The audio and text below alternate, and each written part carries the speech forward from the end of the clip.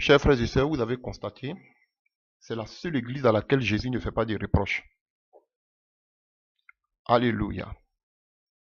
Et le mot Philadelphos, Philadelphia, c'était le surnom donné à Attalos, celui qui a fondé cette cité vers 150 avant Jésus-Christ de Nazareth. Alléluia. Et qui signifie amour fraternel en grec. Hein? Alléluia. Et qu'est-ce qui se passe? Cet homme-là, cet empereur, avait une affection peu commune qui le reliait à son frère. Il aimait tellement son frère que, alléluia, qu'on lui a donné le nom de Philadelphos, amour fraternel. Vous voyez, donc c'est lui qui a fondé cette ville-là. Donc c'était une ville qui était située près du croisement des frontières de la Lydie et de la Mysie, de la Phrygie en Asie mineure, c'était des fleuves. Et elle commandait aussi l'une des principales routes transcontinentales, d'après ce que je lis de l'époque. C'est elle qui reliait l'Europe à l'Orient, cette ville-là, Philadelphie. Donc elle était qu'on appelle la ville frontière entre l'Europe et l'Orient. Alléluia. C'était une ville fondée d'un but délibérément missionnaire, parce que c'était une route par laquelle tout le monde passait. Alléluia. Donc, pour déboucher sur les régions sauvages de la Phrygie avec des tribus barbares. Alléluia. Donc, on la surnommait aussi, voilà, et puis bon, donc, c'était une ville qui tirait ses ressources de l'agriculture et surtout de ses vignobles situés à flanc du coteau. Donc, il cultivait beaucoup de vignes. Alléluia. Elle fut sujet du fréquent tremblement de terre dont le plus violent détruisit en 17 de notre ère, en même temps que la ville de Sardès. Donc, la ville de Philadelphie a été détruite en même temps que la ville de Sardès, comme je l'avais dit auparavant, par un tremblement de terre. Pareillement à cette dernière, ce fut l'empereur romain Tibère qui l'a reconstruit, rebaptisé Néo-Césarée, la nouvelle Césarée, en l'honneur de son bienfaiteur, puis devenu Flavia sous le règne de Vespasien, Titus Flavius, alléluia, celui qui a détruit et qu'on appelle, ce fut son fils, et Titus et Vespasien, son fils Titus qui a détruit Jérusalem en 70. Donc c'est lui qui a reconstruit, alléluia, cette ville-là. Elle retrouva plus tard son premier nom et elle est aujourd'hui appelée la ville de Alaşehir en Turquie. Donc c'était une ville qui était surnommée la Petite Athènes, comme je lis ici, à raison de ses nombreux temples. Donc il y avait beaucoup de temples là-bas et Philadelphie vouait aussi un culte au dieu Janus, allez, Janvier, que vous dites aujourd'hui Janvier, divinité à deux faces et gardien des portes. Frère, alléluia. Donc, vous voyez, à Philadelphie, l'amour fraternel, Dieu donne déjà, alléluia, c'est la seule église à qui Dieu donne la promesse de l'épargner de la grande tribulation. Il le dit ici, alléluia. Tu as gardé ma parole, la parole de la persévérance, et moi, je te garderai aussi de l'heure de la tentation qui va venir sur le monde entier, pour éprouver les habitants de la terre. Je viens bientôt. Retiens ce que tu as afin que personne ne puisse prendre ta couronne. Alléluia. Vous voyez, donc, le Seigneur parle de la grande tribulation. Il va épargner cette église de la grande tribulation, de l'heure de la tentation qui va arriver sur la terre. Chers frères et sœurs, c'est vraiment important. Alors, quelle image de cette église, quelle datation nous pouvons donner à cette église? Alléluia. Nous avons parlé de Sardès de 1515 à 1730, c'est-à-dire que de la naissance du moins, je pense, ça c'est mieux, de la naissance de l'église, du protestantisme jusqu'à qu'on appelle au fondateur qu'on appelle du méthodisme avec John Wesley en 1730. Et de 1730, on va jusqu'à 1900. 1900. Voilà. Et toute cette période, chers frères et sœurs, alléluia, c'est la naissance de quoi? C'est la naissance de l'église évangélique. Alléluia. Des porteurs de bonnes nouvelles. Et comprenez par là jusqu'à l'église pentecôtiste. Alléluia. C'est cette église-là, c'est cette période. Après John Wesley, on tombe automatiquement dans la naissance des églises évangéliques, dont sont aussi le pentecôtiste. Alléluia. Et c'est cette période-là, chers frères et sœurs, c'est vraiment important. Parce que qu'est-ce que nous avons vu tout à l'heure? Alléluia. Cette église représente la véritable église.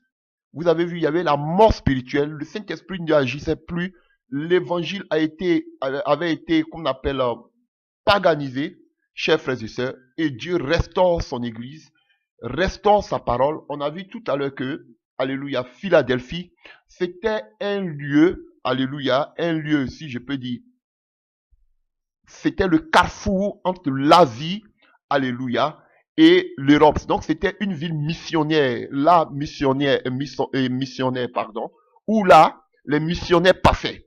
Donc, frère, c'était des missionnaires pour annoncer la bonne nouvelle, chers frères et sœurs. C'est ça, les évangéliques, les porteurs de bonnes nouvelles. Et donc, cette période représente la restauration, chers frères et sœurs, de l'Église. Restauration des messages du salut par la grâce, du baptême du Saint-Esprit, de l'opération du don de l'Esprit, de l'onction, de la manifestation de la puissance de Dieu, chers frères et sœurs. Là, qu'on appelle l'annonce de la parole de Dieu aux extrémités, jusqu'aux extrémités de la terre, accompagné d'une onction et de la puissance de Dieu. C'est ça, Philadelphie. L'amour de son prochain. Aller amener l'évangile jusqu'aux extrémités. Alléluia. À son prochain. Qui n'a jamais entendu parler de Christ. C'est ça. Alléluia. Et Philadelphie était un lieu missionnaire où tout le monde passait, chers frères et sœurs. Alléluia. Donc, c'est ça l'image de Philadelphie. Jusqu'à 1900, alléluia, jusqu'à l'église Pentecôte, la création de l'église pentecôtiste, alléluia. Des évangéliques sont sortis, les pentecôtistes, chers frères et sœurs. Donc, vous voyez, pour aller annoncer l'évangile jusqu'aux extrémités de la terre. Vous voyez comment c'est merveilleux? Alléluia. Vous voyez tout ce parcours, vous voyez tout l'âge de l'église, vous voyez aujourd'hui tout qu'on appelle ces périodes que l'église a traversées jusqu'à aujourd'hui. Donc, Philadelphie, c'est l'amour de son prochain. Amener la bonne nouvelle à son prochain, à ceux qui sont perdus, à ceux qui sont égarés. Leur amener l'évangile, accompagné d'une démonstration de la puissance de Dieu. Voici Philadelphie. Alléluia. Et cela part de 1730 avec John Wesley jusqu'à 1900, jusqu'à qu'on appelle à la naissance de l'église Pentecôte. Du pentecôtisme. Avec les évangéliques, les pentecôtistes du moins. Frère, c'est cette période. Et à cette église, Dieu dit c'est cette église. Vous voyez que en vous me rejoignez. Et c'est cette église-là qui persévère à la seule église à qui Dieu ne fait pas de reproches. Ah, frère, c'est puissant. Alléluia. Parce que cette église de Philadelphie était une église qui aimait et était une église aussi fidèle. Alléluia. Vraiment, permettez-moi que je puisse relire un peu ce qui concerne l'église de Philadelphie. Permettez-moi. Alléluia. De Philadelphie. Église, pardon. À partir du verset 7, Apocalypse 3, écrit à l'âme de l'église de Philadelphie. Voici ce que dit le Saint. Le véritable, celui qui a les clés de David, celui qui ouvre et personne ne peut fermer, celui qui ferme personne ne peut ouvrir. Je connais tes œuvres. Voici parce que tu as de la puissance. Alléluia. Vous voyez, l'église de Philadelphie avait de la puissance. Oh, alléluia. Vous voyez, c'est l'église évangélique et l'église pentecôtiste. Vous voyez, je ne parle pas du point de vue bâtiment, non, mais du point de vue confession. C'est pas ce que je suis en train de dire. Je vais parler tout simplement de qu'on appelle de la naissance du mouvement évangélique et du mouvement pentecôtiste. Quand je parle de pentecôtiste, je fais allusion, comme vous-même vous le savez, ne dites pas que je suis doctrinal. On fait allusion à la puissance, à la démonstration de la puissance de Dieu, même si aujourd'hui les pentecôtistes mettent plus l'accent sur le parler en langue, c'est pas ce que je vais dire, mais je vais parler plus de la puissance de Dieu. Si vous voulez, Je laisse évangélique et je laisse pentecôtiste, mais c'est la période où l'évangile doit être annoncé jusqu'aux extrémités de la terre, accompagné de la puissance, de la démonstration d'esprit de puissance. Voilà. Comme ça va, on se comprend. Sinon, quand je vais dire les évangéliques, quand je vais dire les pentecôtistes, on va dire, ah, lui là, il a encore, c'est un sectaire, ou bien c'est, je ne sais pas quoi. Alléluia. Voilà. Je suis religieux. C'est pas ce que je vais dire. Alléluia. Vous comprenez au moins ce que je vais dire. À l'annonce de l'évangile, jusqu'aux extrémités de la terre, accompagné de la puissance. Et cette église de la Philadelphie, non seulement elle était fidèle, elle avait l'amour, mais que dit le Seigneur ici? Alléluia. Je connais tes œuvres parce que tu as de la puissance. Chers frères et sœurs, et à cette église qui était fidèle et qui avait de la puissance, oh, vos écailles vont tomber aujourd'hui. Le Seigneur dit, chers frères et sœurs, oh, merci Jésus. À cette église qui avait de la puissance, le Seigneur dit que à cette église-là, il va l'épargner de ce qui doit arriver, et de l'heure de la persécution qui doit arriver sur l'église, sur le monde, pardon. Il va l'épargner parce qu'elle a de la puissance, parce qu'elle est fidèle. Mais c'est la même image des 10 vierges. Chers frères et sœurs, c'est la même image des 10 vierges. Alléluia. Quand le cri est arrivé, elles se sont réveillées. Mais les autres n'ont manqué, frère, de quoi? De l'huile. Alors qu'on sait que l'huile, c'est quoi? Et qu'on appelle, on parle de Gethsemane, le pressoir à huile, le monde des oliviers. Alléluia. Le pressoir à huile. Chers frères et sœurs, les femmes là devaient passer dans le pressoir à huile pour être transformées, pour être façonnées. Alléluia. Mais elles ne sont pas passées par là. Alléluia. Et ces femmes qui avaient de l'huile, ce sont ces femmes-là qui ont été enlevées quand on dit, voici l'époux. On ne dit plus, l'époux vient bientôt, mais on dit maintenant l'époux il est à côté, le voici, il vient. Alléluia. Alléluia. Voici l'époux qui vient, on ne dit plus, il vient bientôt, mais l'époux le voici. Chers frères et sœurs, et pourquoi ils étaient enlevés? Parce qu'elles avaient de l'huile. Et c'est ce qui s'est, vous voyez ici, avec Philadelphie. Philadelphia. L'amour fraternel. Et cette église-là, c'est la seule église à qui le Seigneur dit que tu seras épargné de qu'on appelle de la tribulation qui va arriver sur le monde. Parce que quoi? Cette église qui a de la puissance sera enlevée. Frère, je vous dis. Et c'est pareil. Comme je parlais de l'église, qu'on appelle l'assemblée dans le désert. L'église dans l'assemblée dans le désert avait subi déjà un premier baptême, qui était la traversée de la mer Rouge, qui était le baptême d'eau. Mais dans le Jourdain, c'était le baptême du Saint-Esprit. C'était un baptême encore. Vous avez vu de l'eau par la mer, de l'eau maintenant par le Jourdain, qui était le baptême du Saint-Esprit. Et avant d'entrer dans la terre promise, il fallait que d'abord il y ait le baptême du Saint-Esprit. Frère, vous ne pouvez pas. Et Jésus dit ici, tu as de la puissance. Et cette église qui a de la puissance, c'est la seule église à qui Jésus ne fait pas de reproches. Chers frères et sœurs, voici la vérité biblique. Et c'est parce que ces femmes, ces vierges-là, alléluia, avaient de l'huile. Les 5 vierges avaient de l'huile quand elles étaient enlevées. Elles sont parties avec l'époux. Mais les autres folles, c'est parce qu'elles n'avaient pas de l'huile qu'elles sont restées, symbole de la puissance de Dieu. Et Jésus dit ici, oh, alléluia, merci Jésus. Merci Jésus-Christ. Je reprends. Écrit à l'un de l'église de Philadelphie, voici ce que dit le Saint, le véritable, celui qui a la clé de David et qui ouvre et que personne ne fermera et que celui qui ferme, personne ne peut ouvrir. Je connais tes œuvres. Voici parce que tu as eu peu de puissance. Oh, alléluia. Pardonnez. Alléluia. Ils n'ont pas eu grande puissance, mais au moins ils ont eu une puissance. Je me justifie. Voilà. Ils ont eu peu de puissance et que tu as gardé la parole. Voilà. Excusez-moi. Alléluia. Ils vont me taxer tout à l'heure. Voilà. Mais ils ont gardé quoi? La parole et que tu n'as pas régné mon nom. J'ai mis devant toi une porte ouverte que personne ne peut fermer. Voici, je te donne de ceux de la synagogue de Satan qui se disent juifs et qui ne le sont pas, mais qui mentent. Voici, je ferai venir se prosterner à tes pieds. Je connais et connaître que je t'ai aimé. Vous voyez, on parle encore de l'amour ici. Christ a aimé l'église, Philadelphie. Alléluia, l'amour fraternel.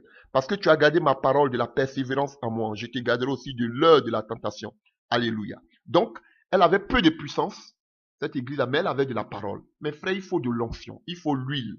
Alléluia. Donc, cette période, c'est la période de l'église qui annonce l'évangile jusqu'aux extrémités de la terre.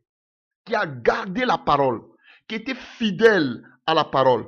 Celui qui vaincra, je ferai de lui une colonne dans le temple de mon Dieu, et il n'en sortira plus. J'écrirai sur lui le nom de mon Dieu et le nom de la ville de mon Dieu, de la nouvelle Jérusalem, qui descend du ciel d'auprès de mon Dieu, et mon nom nouveau. Et celui qui a des oreilles entendre ce que l'Esprit dit aux églises. Vous voyez? Donc, c'est à cette église fidèle-là de Philadelphie, Dieu a tellement l'amour pour son épouse. C'est à cette, vous voyez, il a été de parler de l'enlèvement. Il parle de la nouvelle Jérusalem. C'est vrai, elle avait peu d'onction, excusez-moi, elle avait peu d'onction, mais elle a gardé cette parole. Elle était fidèle à cette parole. Chers frères et sœurs. Et cette période, c'est la période, chers frères et sœurs, qu'on appelle, de l'évangile, qu'on appelle, de la naissance des évangéliques, les porteurs de bonnes nouvelles, chers frères et sœurs, accompagnés par une démonstration d'esprit de puissance. C'était la restauration de l'église. L'église a été restaurée à Philadelphie, chers frères et sœurs. Pourquoi une autre promesse? Vous voyez? Oh, alléluia. Il y a trop de révélations dans Philadelphie. Alléluia. Vous voyez? Le Seigneur parle, alléluia, de l'heure, de qu'on appelle, de la tentation qui doit venir sur le monde. Et écoutez ce qui vient. Pour éprouver les habitants de la terre, je viens bientôt, retiens ce que tu as afin que personne ne prenne ta couronne. Là maintenant, le Seigneur parle de quoi? Des récompenses devant le tribunal de Dieu. Alléluia. Pendant ces 7 ans, nous serons devant le tribunal de Dieu. Alléluia. Pas pour être jugé, mais pour être récompensé. Vous voyez? Et le Seigneur parle de tout cela à son église qu'il aime, à Philadelphia. Pendant que nous sommes, lui-même il dit ici, pendant que nous sommes pas éprouvés par la tentation qui doit s'abattre, chers frères et sœurs, sur le monde. Donc ça veut dire qu'ici déjà, on voit que l'église ne va pas vivre la grande tribulation. Il nous évite cette tentation-là qui va venir sur le monde. Il nous évite déjà cela. Et pendant ce temps, nous, on sera quoi? En train de recevoir les couronnes. Donc, vous qui dites que l'église doit vivre ce qu'on appelle la grande tribulation. Frère, ce n'est pas vrai. Et je vous donne encore un autre passage, si vous voulez. La parole dans le livre d'Ésaïe. Ésaïe 26, à partir du verset 20. Ésaïe 26, à partir du verset 20. Va, mon peuple, entre dans ta chambre et ferme la porte derrière toi. Cache-toi pour quelques instants, jusqu'à ce que la colère soit passée. Car voici l'Éternel sort de sa demeure pour punir les crimes des habitants de la terre. Vous voyez? Donc, avant de punir, alléluia, les crimes des habitants de la terre, Dieu fait quoi? Dieu cache son peuple, l'enlèvement. Alléluia. Il cache son peuple afin que son peuple ne puisse pas vivre toute la colère, le coup de Dieu qui va s'abattre sur la terre. Donc, l'église ne vivra pas, chers frères et sœurs, qu'on appelle la grande tribulation. Nous serons déjà enlevés avant la grande tribulation. Alléluia. Maintenant, nous allons passer à la dernière église. Alléluia. Qui est l'église, alléluia, de Laodicée. Qui commence depuis, alléluia, le 18e siècle jusqu'à maintenant. Jusqu'à ce que Jésus revienne. Jusqu'à l'enlèvement. Alléluia. Jusqu'à l'enlèvement. Alléluia. Et lisons cela dans le livre de l'Apocalypse. Apocalypse 3 à partir du verset 14. Écrit à l'ange de l'église de Laodicée, voici ce que dit l'Amen, le témoin fidèle, le véritable et le commencement de la création de Dieu. Je connais tes œuvres, je sais que tu n'es ni froid ni bouillant, puisque tu es froid ou bouillant. Ainsi, parce que tu es tiède et que tu n'es ni froid ni bouillant, je te vomirai de ma bouche, parce que tu dis, je suis riche, je me suis enrichi, et j'ai besoin de rien, et parce que tu ne sais pas que tu es malheureux, misérable, pauvre et aveugle, et nu, je te conseille d'acheter de moi de l'or éprouvé par le feu, afin que tu deviennes riche, et que tes vêtements blancs, et que des vêtements blancs afin que tu sois vêtu et que la honte de ta nudité ne paraisse pas et qu'un colis pointe tes yeux afin que tu vois. Mais je reprends et je châtie ceux que j'aime. Aie donc du zèle, répands-toi, voici, je me tiens à la porte et je frappe. Si quelqu'un attend ma voix et ouvre la porte, j'entrerai chez lui, je souperai avec lui et lui avec moi. Celui qui vaincra, je le ferai asseoir avec moi sur mon trône, comme moi j'ai vaincu et me suis assis avec mon Père sur son trône. Que celui qui a des oreilles entende ce que l'Esprit dit aux églises. Alléluia. Alléluia. J'ai une belle définition ici avec laquelle, avec vous, je vais la lire. La ville, le nom Odyssée. Alléluia. La ville fut fondée en 2050 avant Jésus-Christ par Antiochus. Alléluia. Antiochus II. C'est qui? Alléluia. Un des généraux, comme je vous disais, qu'on appelle comment il s'appelle là, du roi de Alexandre le Grand. Alléluia. Voilà. Et le nom qu'on appelle Laodicea, il a appelé cela au nom, à partir du nom de son épouse. Donc c'est le nom de ce monsieur, de la femme de ce monsieur. Donc il a pris le nom de sa femme pour donner cela à cette ville. Voilà. Un des anciens généraux, alléluia, qu'on appelle de Alexandre le Grand. Laodicea, c'est le nom de sa femme qu'il a donné à cette ville-là, qui dominait. Alléluia. Donc la ville fut peuplée par les Syriens et les Juifs anciennement déportés à Babylone. La ville tira très vite sa célébrité du tissage de la laine noire et brillante utilisée pour faire les tapis et des vêtements.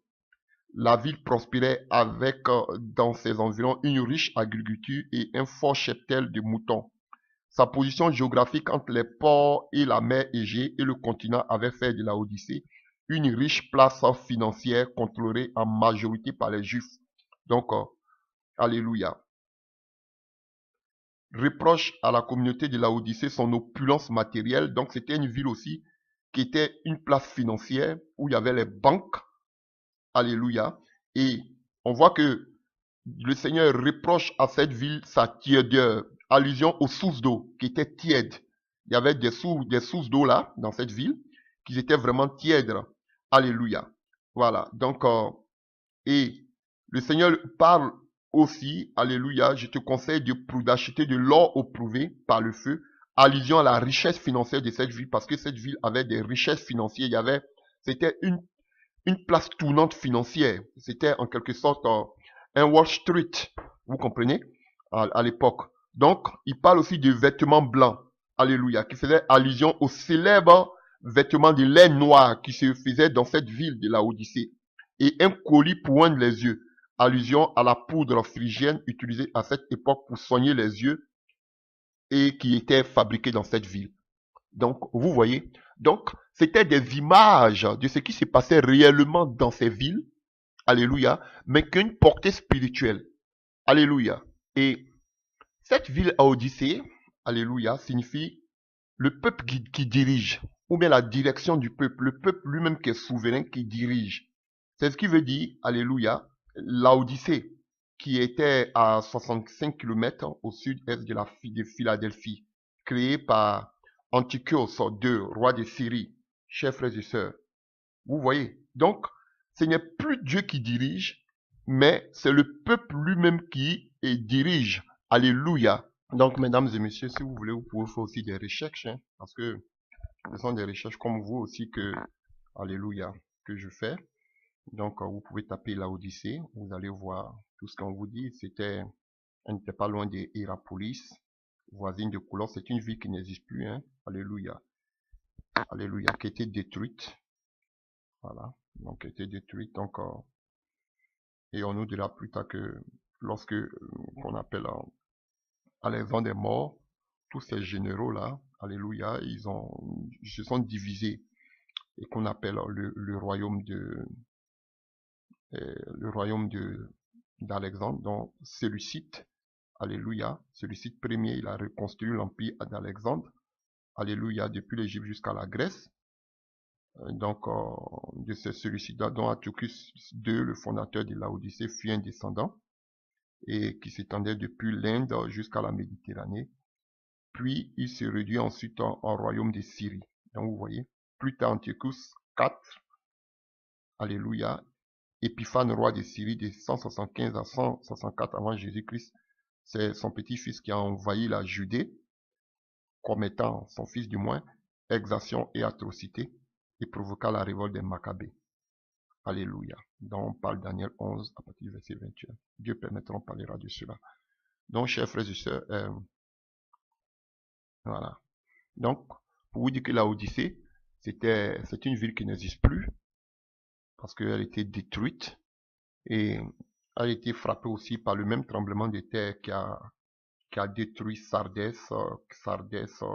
et Philadelphie. Donc, c'est une ville qui n'existe plus, chers frères et sœurs. Bon, beaucoup disent que, comme je vous disais tantôt, elle était fondée, cette église-là, par Epaphras, un collaborateur de Paul.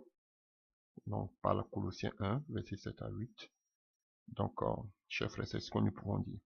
Donc, que représente cette église? Cette église, alléluia, depuis 1900 jusqu'à aujourd'hui. Alléluia. C'est l'image de l'église apostate. L'apostasie. C'est l'église, c'est l'image du mélange. Donc, cette église dans laquelle nous sommes aujourd'hui, cette ère, ou cet âge, ou cette période de l'église, alléluia, que nous sommes en train de traverser, c'est une église. Frère, c'est pas une église qui sera persécutée. Aucun passage dans la Bible nous dit que l'église, la dernière église, sera persécutée. C'est une église qui n'est ni chaude, qui n'est ni froide. C'est une église qui est mondaine, qui est spirituelle. C'est un mélange. Alléluia. Donc, chers frères et sœurs, l'église des derniers jours, l'église des derniers jours, chers frères et sœurs, c'est une église du monde. Alléluia. Qui se suffit elle-même. Alléluia. Qui n'a besoin de rien, comme lui-même le dit, chers frères et sœurs. Qui parle comme la Odyssée. Et vous avez vu que la Odyssée a disparu. Et c'est de la même manière que cette église doit disparaître. Ce système-là, Dieu vomit cette église. Alléluia. Qui n'a plus besoin de Dieu. Qui se suffit d'elle-même. Par leurs gros bâtiments, leurs grosses bâtisses, par leur argent, par leur bénédiction. Voici l'église de la Odyssée aujourd'hui. Alléluia. Qui met toute sa confiance, toute à la grandeur, à l'argent, au bien-être. Voici l'église de la Odyssée. Chers frères et sœurs. Et un message que le Seigneur me donnait, que même j'ai plus la peine d'écrire, il disait quoi? Voici ceux qui portent mon nom, ne sont pas dignes de le porter, car ils sont informes et vides. Et leurs œuvres sont des ténèbres. Moi, Dieu, je séparerai la lumière et les ténèbres. Mais eux, ils font quoi? Le mélange. Et c'est cette révélation que le Seigneur me donnait. L'église d'aujourd'hui, les soi-disant chrétiens d'aujourd'hui, parce que ce ne sont même pas des chrétiens, ces dénominations d'aujourd'hui, aujourd'hui font le mélange. Alors que Dieu lui-même, il dit, vous voyez, il me ramène depuis la Genèse pour dire qu'aujourd'hui les chrétiens sont informes et vides. Depuis le commencement. Alléluia. Et il dit que lui-même, il a séparé la lumière d'avec les ténèbres. Mais aujourd'hui, l'église de la Odyssée, parce que c'est ce qui représente, alléluia, ce dernier âge, ou si vous voulez, cette dernière période de l'église apostate. L'apostasie est entrée dans l'église. De telle sorte que, on prend ce qui est biblique et ce qui est mondain, et on fait un plat. Et aujourd'hui, voici comment fonctionne l'église. La mondanité avec la spiritualité. La chair avec l'esprit. Mais comment vous voulez qu'on appelle cela?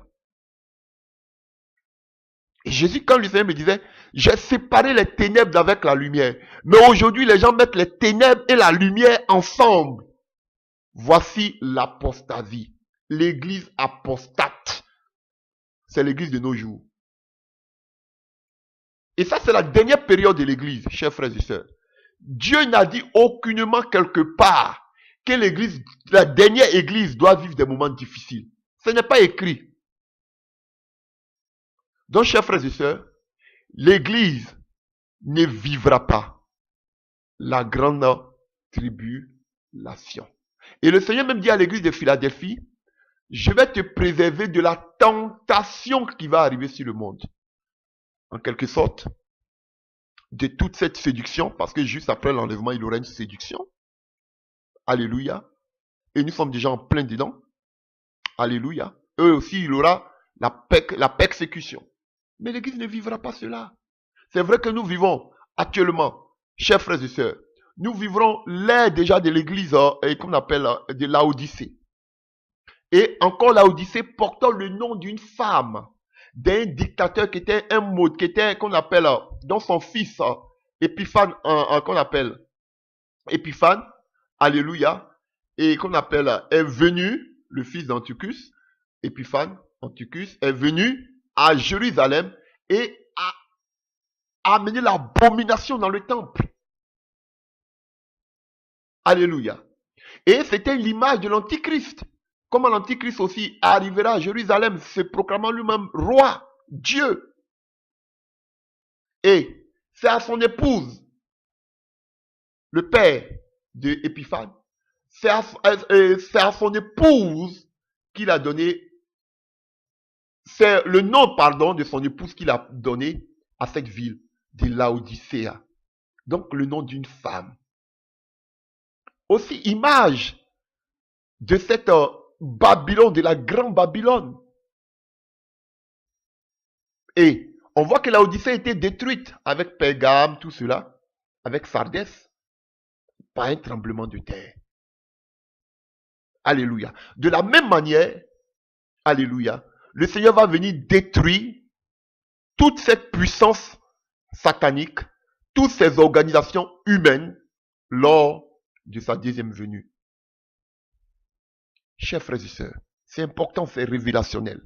Donc, je voulais faire un peu d'histoire. Vous avez vu que j'étais vraiment au four au moulin. Alléluia, parce que ce sont des choses que je ne connais pas aussi, que je lis. Alléluia, ce sont des choses que je ne t'ai même pas en connais. Donc, je lis comme vous. Voilà. Il y a des choses où il y a des moments où ce sont des révélations. Il y a des moments aussi où ce sont des lectures que je fais. Et vous pouvez aussi faire aussi ces recherches. Alléluia. Donc, chers frères et sœurs, la dernière église dans laquelle nous vivons ne sera pas une église qui sera persécutée. La preuve, est-ce qu'on persécute aujourd'hui l'église de Laodicée dans laquelle nous sommes? L'église d'aujourd'hui n'est pas persécutée. C'est une église de séduction, comme Laodicée était une église, une plaque tournante financière. Voilà. Et aujourd'hui, tout le monde aspire à l'argent, tout le monde court après la bénédiction. Et la preuve, vous avez un message de Laodicée, la prospérité. Donc, voici l'image des différentes étapes de l'église, je ne peux même pas parler de progression, des différents âges, si vous voulez, de l'église, ou bien des différentes périodes, alléluia, subies par l'église. Alléluia. Donc, on a la fin de l'église apostolique avec Éphèse, on a l'église qui a été persécutée avec Smyrne, on a Pergame qui était l'église paganisée, devenue étatique sur Constantin, on a à Thyatire l'église papale avec des fausses doctrines, comme la fausse prophétesse, alléluia. On a Sardès, l'église de la réforme, commençant de Martin Luther jusqu'à qu'on appelle à John Wesley. Et on a l'église de la Philadelphie, le mouvement évangélique et pentecôtiste. Alléluia. Voilà. Et juste après, on a Laodicée. Et donc, c'est lui qui dit que ce mouvement évangélique et pentecôtiste même a été englouti par, et puis c'est ce qu'on vit, par le message de la prospérité.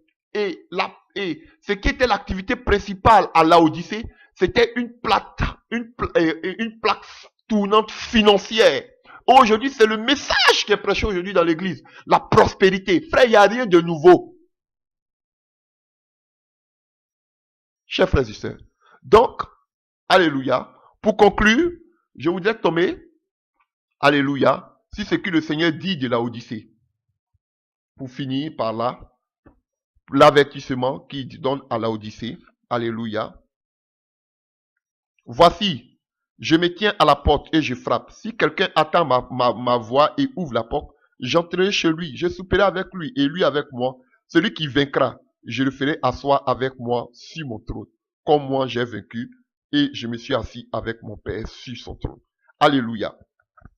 Mais qui peut vaincre aujourd'hui face à cette séduction?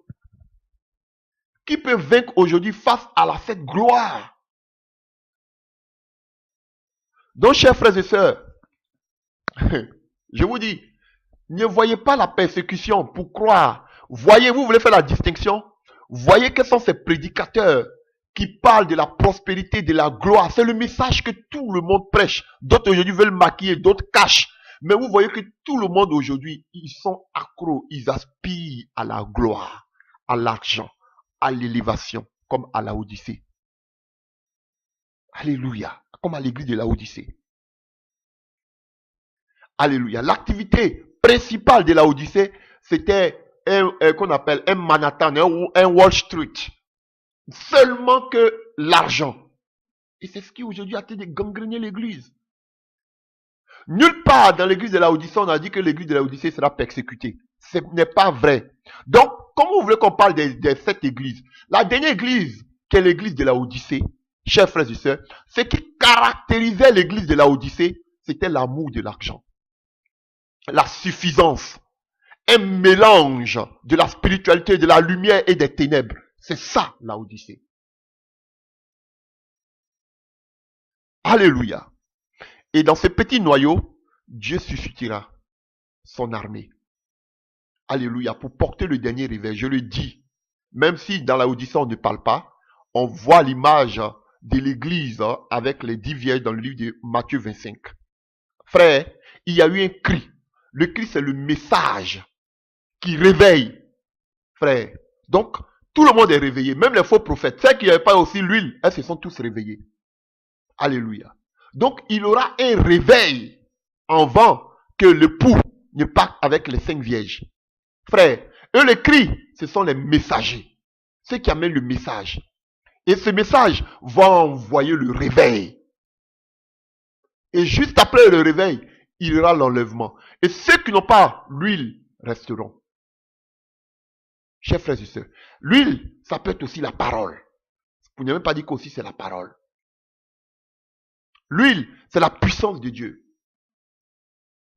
Chers frères et sœurs, c'est important.